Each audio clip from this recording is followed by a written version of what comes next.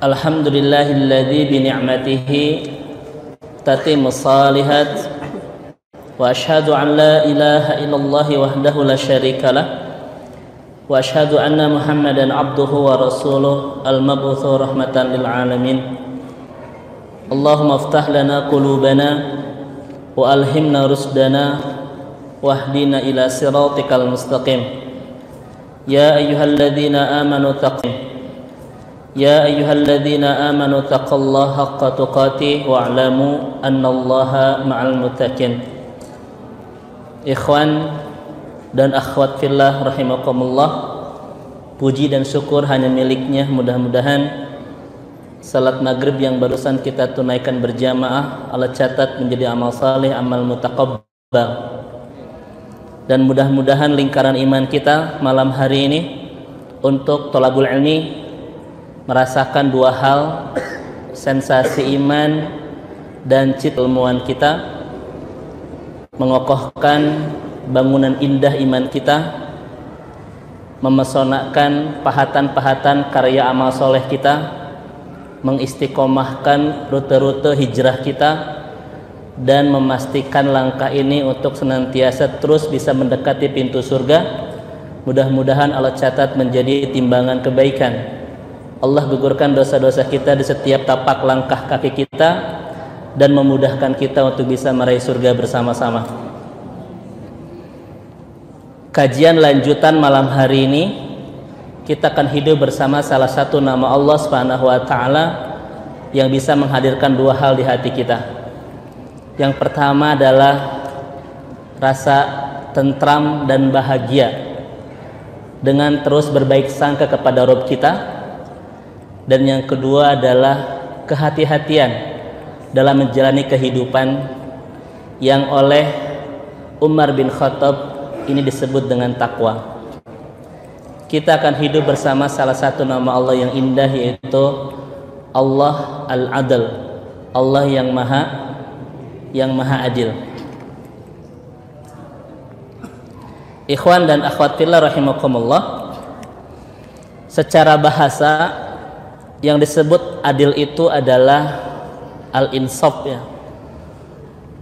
Kalau bahasa kita adalah pas, tidak kurang, tidak lebih, tidak terlalu tinggi, juga tidak terlalu pendek. Itu namanya insaf atau pas. Kalau dalam bahasa agama disebut dengan wad'u syai' fi mahallihi, menempatkan sesuatu pada tempatnya. Itu namanya adalah adil. Contoh misalnya, kalau di rumah itu ada saklar listrik yang bisa dijangkau oleh orang yang tinggi, juga bisa dijangkau oleh orang yang pendek, itu disebut dengan adil, pas begitu. Maka di dalam agama ya pas begitu. Maka di dalam agama yang disebut pas itu adalah apa? Adil. Makanya akhlak-akhlak yang baik, akhlak-akhlak yang karimah itu pasti biasanya akhlak-akhlak pertengahan, pas, tidak ekstrim. Contoh, tawadu misalnya. Tawadu itu pas karena dia di antara under dan over. Ada orang yang rendah diri, juga ada orang yang over confident kan. Nah, itu kan dua-duanya terlalu ekstrim. Maka muncullah sebuah konsep yang sangat indah, pas, disebut dengan tawadu. Contoh seperti itu. Contoh yang lain adalah dermawan. Dermawan itu kenapa disebut dengan akhlak yang baik? Karena dia pas di tengah-tengah, tidak ke atas yaitu boros, tidak ke bawah yaitu anda lihat ke antum yaitu fitnah itu. Jadi pas itu. Contoh lain misalnya sabar. Sabar ini adalah akhlak yang pertengahan antara putus asa dan antara memaksa. Betul kan? Itu pertengahan. Dan contoh lain misalnya berani, suja'ah. Berani itu pas di antara takut dan nekad. Maka hampir semua akhlakul karimah itu sifatnya pertengahan. Itulah yang disebut dengan adil. Setuju ya? Ini masuk dulu kaidah. Nah, contoh kita lihat di sini. Yang disebut adil itu, perhatikan, Teteh dan Akang ini saya sampaikan definisinya. I'ta'ul mar'i ma lahu wa akhadha ma 'alaihi. Memberikan miliknya dan mengambil yang bukan haknya. Itu Allah Subhanahu wa taala itu Maha Adil. Apa yang milik antum, sesulit apapun Allah akan beri itu. Tapi kalau itu bukan milik antum, semudah apapun bahkan sudah antum miliki, Allah ambil itu. Itu namanya adil itu. Makanya ikhwan dan akhwatillah rahimakumullah, sesuatu yang Allah ambil dari kita, kita harus berbaik sangka kepada Allah. Oh, Allah Maha Adil. Karena memang Allah itu akan mengambil sesuatu yang bukan milik kita dan sesuatu yang akan merusak kehidupan kita. Allah ambil. Tetapi kalau itu sudah menjadi hak kita, Allah akan kasih sesulit apapun jalannya. Setuju ya? Baik. Contoh misalnya begini. Robbaniyah. Itu pertengahan antara ruhbaniyah dan madiyah. Ana tanya dulu kepada antum, apa arti robbaniyah? Biar cepat, biar kita cepat makan. Apa? Robbaniyah itu adalah sebuah sikap pertengahan antara ruhbaniyah dan madiyah. Apa yang disebut dengan ruhbaniyah? Orang yang senantiasa memfokuskan kepada spiritual dan dia tidak peduli dengan kehidupan dunia. Makanya pendeta itu disebut dengan ruhban. Orang yang fokus kepada dunia spiritual dan meninggalkan dunia. Dia tidak mau bersosial, dia tidak mau berbisnis, begitu. Itu ekstrim enggak? Ekstrim ke atas. Ada juga orang yang madiyah, dia terlalu fokus kepada dunia dan dia abaikan spiritual. Itu namanya madiyah. Islam tidak hadir di dua itu. Islam hadir di tengah, namanya robbaniyah. Orang yang kekuatan spiritualnya dan kekuatan dunianya itu adalah, kalau bahasa kita, 100%. Makanya antum nggak disebut soleh ahi kalau misalnya ketika di masjid sholat sampai menangis gara-gara khusyuk, kemudian pulang ke rumah menangis gara-gara tidak ada nasi. Itu karena yang disebut soleh itu ketika antum sudah ibadah, fangthathilu fil ard, kita berikhtiar di muka bumi ini dengan maksimal untuk memiliki dunia. Itu yang disebut dengan Rabbaniyah. Semua Islam itu adalah agama pertengahan. Dia tidak di ekstrim lebih, juga tidak di ekstrim kurang. Inilah yang disebut dengan adil. Masuk dulu ya. Taib. Ikhwan dan akhwat fillah rahimakumullah. Pertanyaannya adalah, Allah adil segi apa? Yang pertama, mohon maaf, Allah itu al-adlu fi khalqihi. Allah itu adil pada ciptaannya. Pertama itu, Allah itu adil pada ciptaannya, sebagaimana yang Allah sampaikan di dalam Al-Quran, surat Al-Infitar ayat 7. A'udzu billahi minasyaitonir rajim. Alladzi khalaqaka fasawwaka fa'adalak. Allah lah yang telah menciptakan kamu, menyempurnakan kejadianmu, menjadikan susunan tubuhmu itu seimbang. Fasawwaka fa'adalak. Contoh misalnya begini, ikhwan fillah rahimakumullah. Mata kita, daya penglihatannya itu seimbang. Dia ada di garis tengah, tidak buta, juga tidak segala terlihat. Betul kan? Itu tidak ekstrim mata kita daya penglihatannya. Tidak buta, tapi tidak semuanya terlihat. Ada banyak hal yang tidak bisa kita lihat. Kalau antum bisa melihat segalanya, antum tidak akan tenang hidup ini, ahi. Bahkan kata Profesor Dr. Ratib An-Nablusi, mungkin antum selamanya tidak akan bisa minum. Karena apa? Karena ternyata dalam satu minuman mungkin ada banyak bakteri kan? Itu. Ketika antum makan, monster semua gitu ah. Karena semuanya terlihat itu. Maka hidup kita tidak akan tenang gitu. Maka Allah Subhanahu wa taala sangat seimbang sekali ketika memberikan penglihatan. Tidak semuanya bisa kita lihat. Termasuk antum tidak bisa melihat makhluk gaib. Bahkan di pinggir antum ada seorang tuh. Antum melihat, nggak usah lihat atau ini mah contoh gitu ya. Antum nggak bisa melihat makhluk gaib dan lain sebagainya. Ini menunjukkan bahwa apa? Bahwa Allah sangat sayang sama kita. Kita bukan makhluk yang tidak bisa melihat, kita pun bukan makhluk yang serba bisa melihat. Kira-kira adil nggak? Adil, pertengahan pas gitu. Yang kedua, daya telinga kita. Kita tidak diciptakan oleh Allah untuk tidak bisa mendengar, tapi kita pun diciptakan oleh Allah untuk tidak segalanya didengar.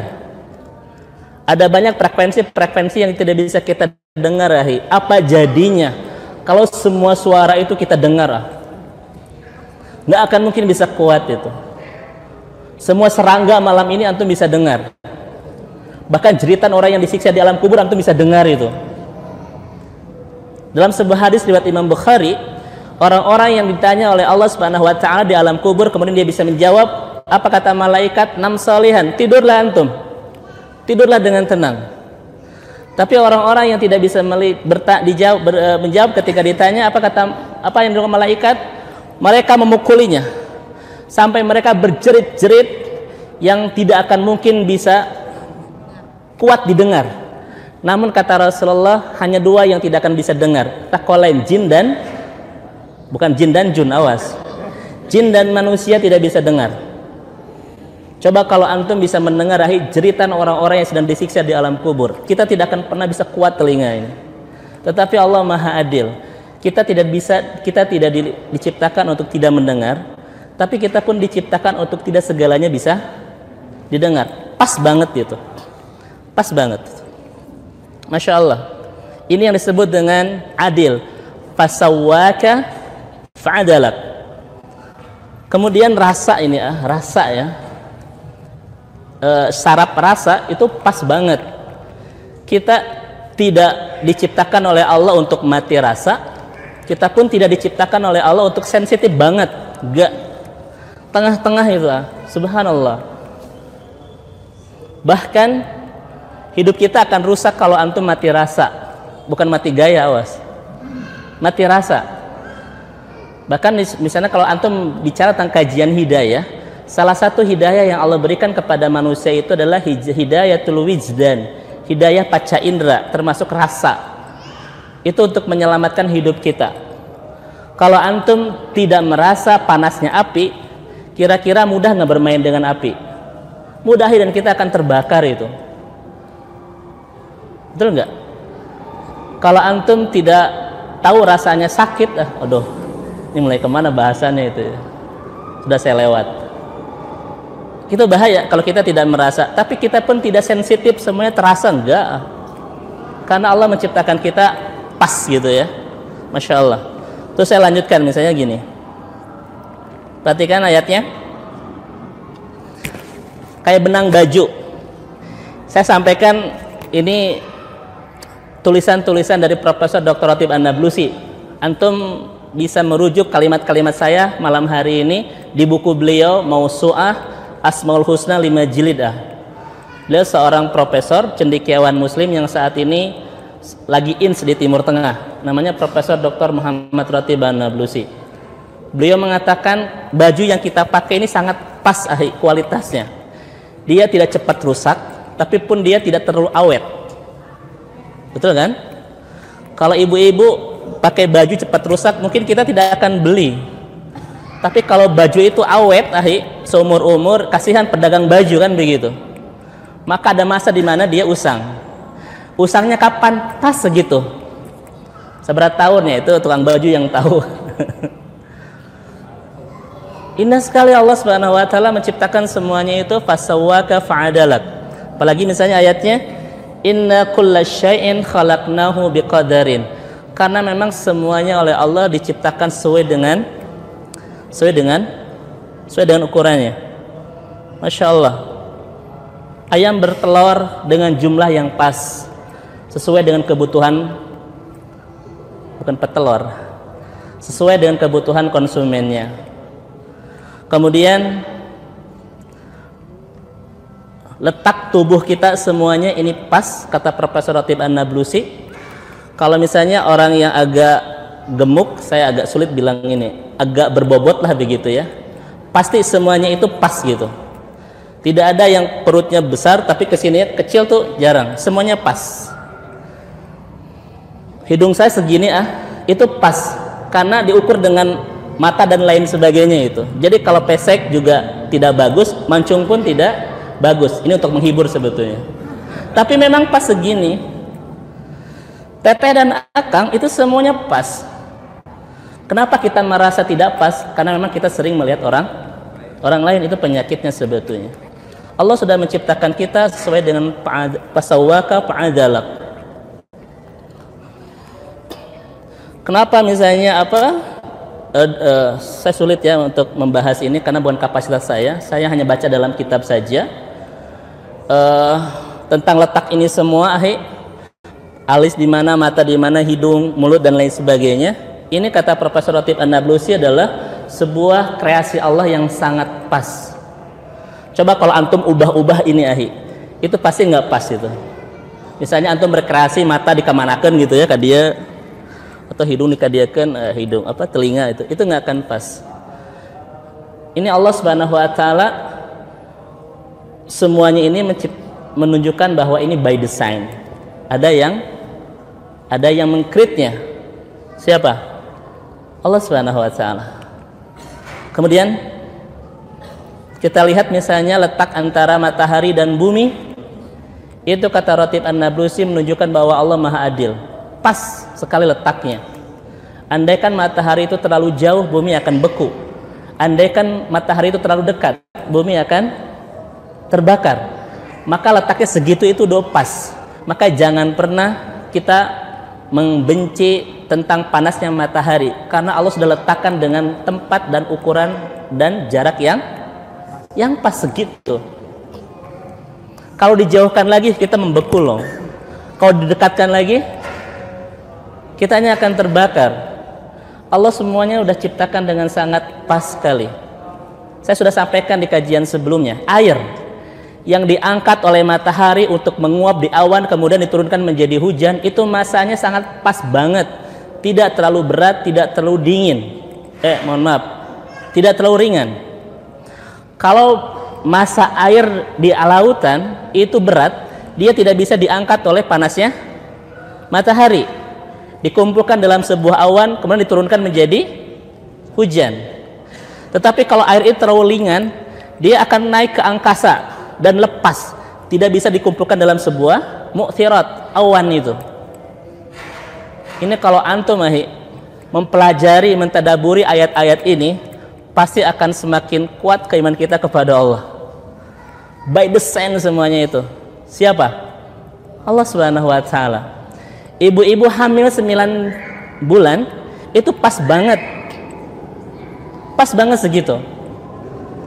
Coba ibu-ibu kalau hamil 2 minggu misalnya gitu, kira-kira satu keluarga berapa putranya? Ataupun misalnya kalau hamilnya itu terlalu lama, 4 tahun gitu, ibu mau nggak? Enggak. Makanya kata Ratib An-Nablusi, Allah sudah mengukur masa kehamilan dengan waktu yang paling tepat sampai sejauh ini sempurna. Berapa lama? 9 bulan. Andaikan misalnya kalau lahiran itu cuma 1 minggu, aduh, antum berapa banyak adik antum itu? Karena 1 tahun bisa memproduksi bisa lebih dari 10 itu, ya kan? Ataupun terlalu lama sampai 2 tahun, 3 tahun, 4 tahun, saya yakin ibu-ibu malas gitu. malas untuk bisa hamil ya Bu ya. Ini 9 tahun, 4 tahun kan begitu. 9 tahun adalah masa yang sangat pas. Usia subur ibu-ibu pun, mohon maaf saya bahas ini karena ini bukan kajian kedokteran, saya baca kitab. Ternyata ibu-ibu usia suburnya itu pas banget, pas segitu. Ada masa di mana ibu nanti tidak subur lagi dan pas sesuai dengan kemampuan fisiknya, ya Bu ya. Kebayangkan misalnya ibu-ibu yang sudah 95 tahun hamil, coba aduh Masya Allah itu ya, nggak usah dibayangin maksudnya, hanya dengerin aja gitu maksud anak itu kan begitu. Usia belum ada ya. Taib. Nah ini ikhwafillah rahimakumullah, untuk menunjukkan bahwa Allah maha adil. Allah itu pas, tidak kurang, tidak lebih, tidak ekstrim, semuanya pertengahan ciptaan Allah Subhanahu wa taala itu. Baik, yang kedua kita masuk.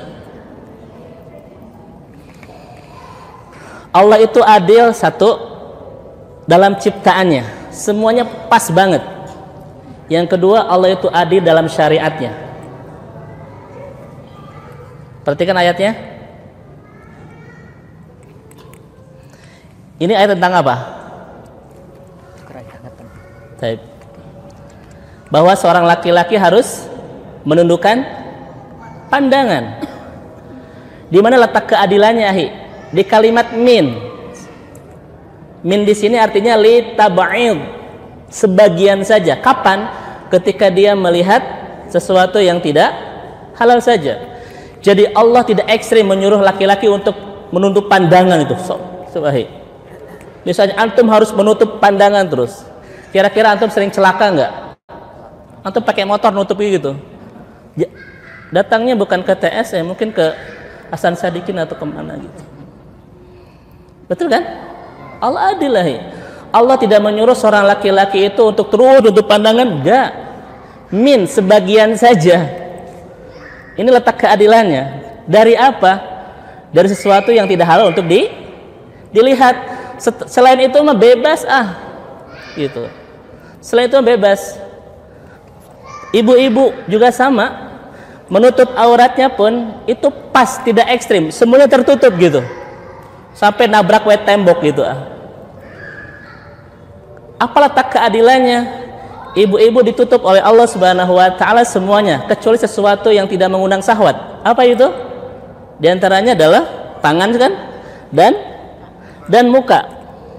Walaupun sebetulnya ini anak bilang sama antum, walaupun muka ini adalah bagian yang bukan aurat, tapi ternyata antum tetap tidak boleh melihatnya kecuali satu kali pandangan, sebagaimana kisah tentang Ibnu Fadl ketika berboncengan dengan Rasulullah Shallallahu Alaihi Wasallam.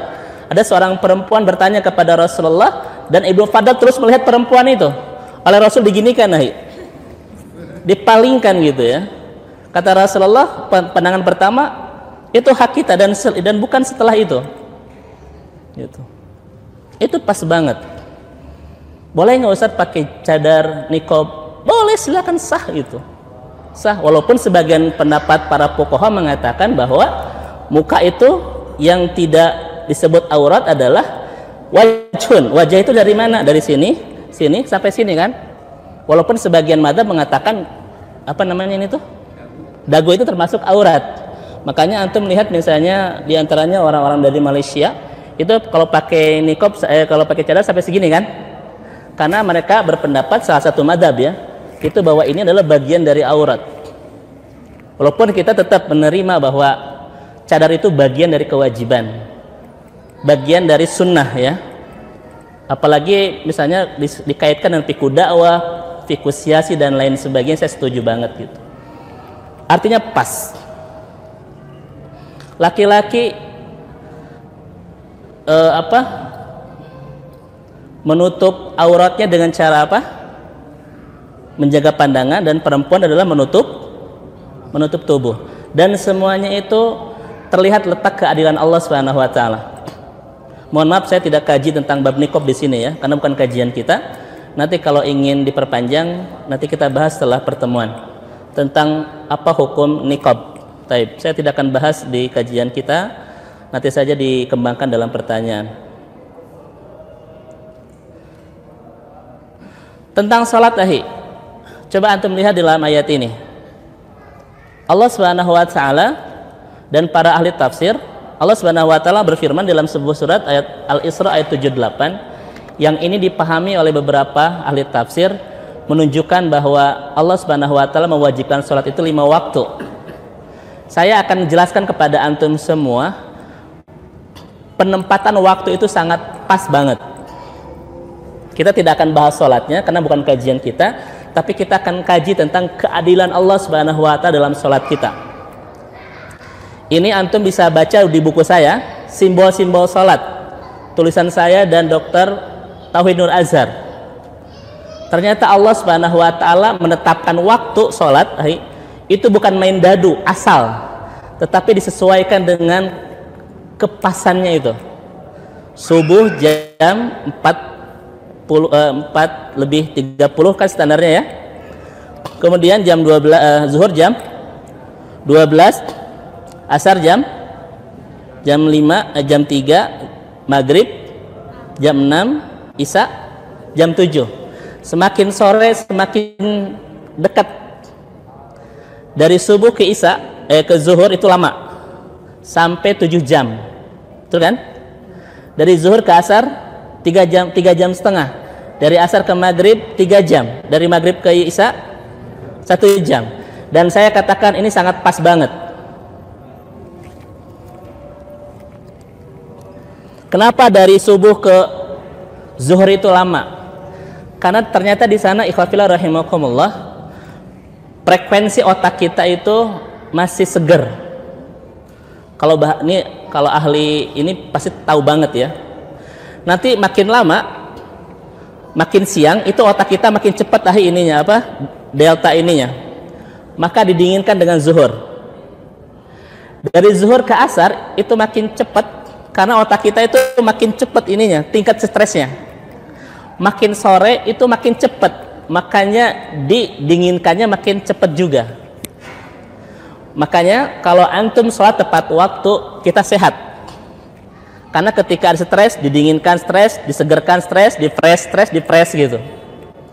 Tapi misalnya kalau antum selalu terlambat, subuh jam 8 dijama dengan duha dan lupa isya, dijama taksir itu, atau misalnya asar sampai jam setengah 6, ana yakin akan ada masalah soal kesehatan dan kepribadian antum.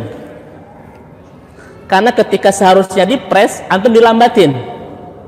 Yang seharusnya disegerin, kan kata Rasulullah, arihna bis salat, ya Bilal, rehatkan kami dengan salat, segerkan kami dengan salat. Ketika waktunya harus disegerkan, antum lambatin. Lama-lama itu akan ada masalah soal kejiwaan kita. Antum jadi pemarah, antum jadi mudah putus asa, antum misalnya jadi mudah berburuk sangka. Itu ternyata dari manajemen sholat kita yang tidak rapi. Makanya pas banget waktu itu Masya Allah. Ini memang seharusnya jangan saja yang mengkaji ya, tetapi memang beliau ya Dr. Tauhid Nur Azhar. Tapi saya sampaikan tentang tentang kalimat-kalimat beliau karena beliau seorang ahli virus itu. Pas banget Kemudian 5 waktu pun pas buat kita. Ya, tidak sampai sekian puluh waktu, sekian puluh rakaat itu akan membebani kita. 5 waktu, kemudian di setiap sholatnya 4 rakaat, 3 rakaat dan lain sebagainya.